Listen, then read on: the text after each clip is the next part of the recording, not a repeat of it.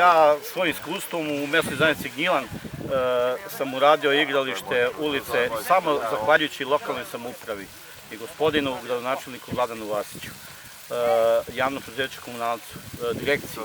I ovde imam potpunu podršku gradonačelnika, direkcije i javno preduzeće Komunalac i svih ustanova. Ovo je moja inicijativa zato što imam jedan deo tu zemlje i dolazim tu stalno na vikendicu i meni je milo da i ovde se nešto uradi kako treba za ove ljude. Ovim ljudima samo treba malo inicijative.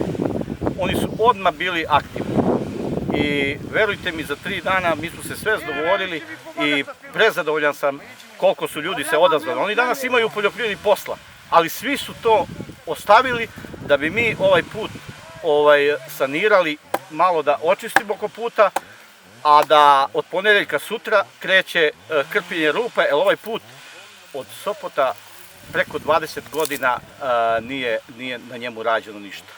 I uz moju inicijativu i uz pomoć gradonačelnika, direkcije i ostalih javnih preduzeća, mi ćemo ovaj put sanirati za sada, a zdravlje bilo, računamo da ćemo već iduće godine uz pomoć našeg grada ovaj put asfaltirati. Miroslavom smo stupili u kontakt da mi pomogne kao inicijator da očistimo pored put, da bude to malo preglednije, da se može ide do sela.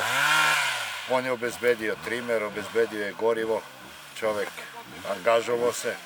Ja sam se potrudio koliko je moglo da sakupim ljude iz sela, ovi koji povremeno dolaze u selo zbog imovinu.